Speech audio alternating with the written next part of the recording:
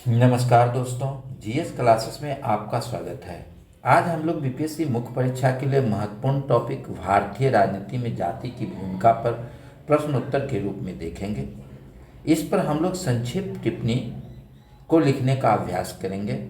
अगर आप बीपीएससी के प्रीवियस ईयर के प्रश्न को देखेंगे तो अनेक बार जाति से संबंधित प्रश्न पूछा जा चुका है। इस पर बीपीएससी में प्रश्न हमेशा आने की संभावना रहती है, तो इस टॉपिक को तैयार करना बहुत ही महत्वपूर्ण है। अगर हम बिहार की राजनीति में जातिवाद की भूमिका पर नोट्स लिखना है या प्रश्न उत्तर के आता है तो किन किन बातों पर ध्यान रखेंगे, सर्वप्रथम हम लोग इसको देखते हैं। तो सर्वप्रथम हम लोग अगर देखें तो इसमें हम प्राचीन काल में जाति की क्या भूमिका थी उसके बारे में लिखेंगे, मध्यकाल में क्या थी उसके बारे में लिखेंगे, आधुनिक काल में क्या था संक्षिप्त दो दो लाइन तीन तीन लाइन में लिखेंगे, और स्वतंत्रता के पश्चात अगर देखें तो 1980 के दशक में 1980 यानी कि स्वतंत्रता के पश्चात से 1980 के दशक तक सवर्ण जातियों का बोलबाला था। 1980 के उत्तरार्ध से पिछड़ी जातियों का बोलबाला यानी कि नेतृत्वकर्ता के रूप में पिछड़ी जाति उभरा। इसके अगर प्रभाव को देखें तो राजनीतिक दल जो होता है उसका निर्माण में भी जाति की भूमिका महत्वपूर्ण होती है। प्रत्याशी का चयन भी जातीय आधार देख के किया जाता है। रणनीति और घोषणा पत्र जो राजनीतिक दलों के द्वारा बनाया जाता है उसमें भी हम लोग जाति की भूमिका को देखते हैं। चुनाव प्रचार और को भी जातीय समीकरण को ध्यान में रखा जाता है। वैसे लोगों से प्रचार कराया जाता है जो किसी क्षेत्र विशेष में जिस जाति की प्रधानता हो। मतदाता द्वारा दिया गया मत और सरकार के गठन में भी जाति की भूमिका महत्वपूर्ण होती है। तो अब हम लोग इस क्वेश्चन को देखते हैं।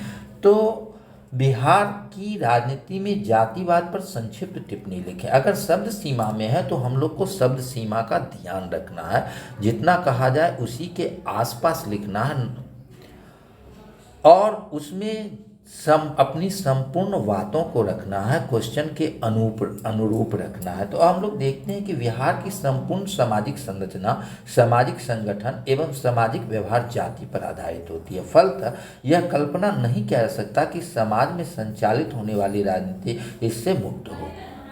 बिहार में जातीय राजनीति का एक लंबा इतिहास रहा है। वास्तविकता तो यह है कि राजतंत्रीय राजनीति में भी वर्ण एवं जाति की प्रमुख रहे। प्राचीन काल में क्षत्रिय एवं पूर्व मध्यकाल में राजपूतों की कल्पना राजा के रूप में की गई।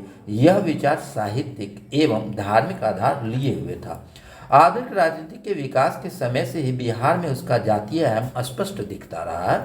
भारत के स्वतंत्रता के पूर्व औपनिवेशिक काल की राजनीति पर प्रकाश डालें तो स्पष्ट होता है कि यह समकालीन जाति व्यवस्था से प्रभावित थे। स्वतंत्रता के उपरांत बिहार की संपूर्ण राजनीति का विकास जाति ही तय करता है। यह अलग बात है कि समयानुसार नेतृत्वकर्ता जाति अथवा समूह में परिवर्तन हुआ। स्वतंत्रता से लेकर 1980 के दशक तक बिहार की राजनीति में सवर्ण जातियों का बोलबाला रहा, परंतु 1980 के दशक के उत्तरार्ध से क्रमिक रूप से समीकरण बदलने लगे और बिहार का राजनीतिक नेतृत्व पिछड़े जातियों को दिया जाने लगा। यानी कि 1980 के दशक तक सवर्ण जातियों का बोलबाला था। 1980 के बाद यानी कि 90 से पिछड़े जातियों के द्वारा नेतृत्व प्रदान किया जाता रहा। राजनीति में जाति का प्रभाव अगर हम देखें तो राजनीति में जाति के प्रभाव को राजनीति के प्रत्येक गतिविधियों में देखा जा सकता है जो निम्नलिखित है।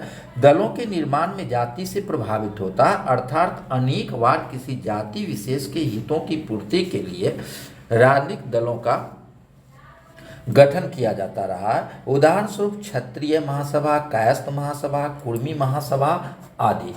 प्रत्याशी का चुनाव भी प्रत्याशी खड़ा करने में क्षेत्र विशेष में जातीय जनसंख्या को आधार बनाया जाता था। संबंधित जाति के प्रत्याशी को ही उम्मीदवार बनाया जाता है। कहने का तात्पर्य यह है कि जिस जाति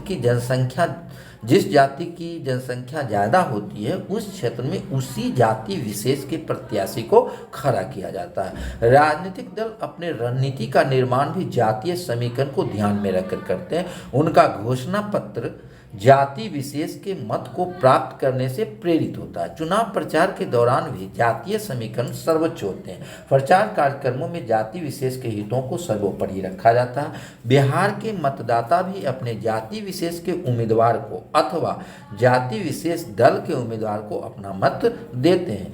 सरकार के गठन में भी जातीय हितों को ध्यान में रखा जाता है। सरकार यह बताने का प्रयास करती है कि सभी जातियों का उसका वास्तविक प्रतिनिधित्व दिया गया, यानी कि सरकार के गठन में योग्यता को ध्यान में न रख के जाति को ध्यान में रखा जाता है और जातीय समीकरण के अनुसार कैबिनेट में जगह मिलता है। सरकार की लोक नीति के कार्यान्वयन में भी जातीय भाव को देखा जा सकता है। अनेक अवसरों पर सरकार की नीति महज जाति विशेष के वोट प्राप्त करने से प्रेरित होती है। तो इस प्रकार हम देखते हैं कि बिहार के राजनीति के सभी पहलू को जातिवाद प्रभावित करता है, जातिवाद छूता है। अगर इस टाइप का क्वेश्चन अगर आए तो आप लोग इस ढंग से लिखने का प्रयास करेंगे। धन्यवाद।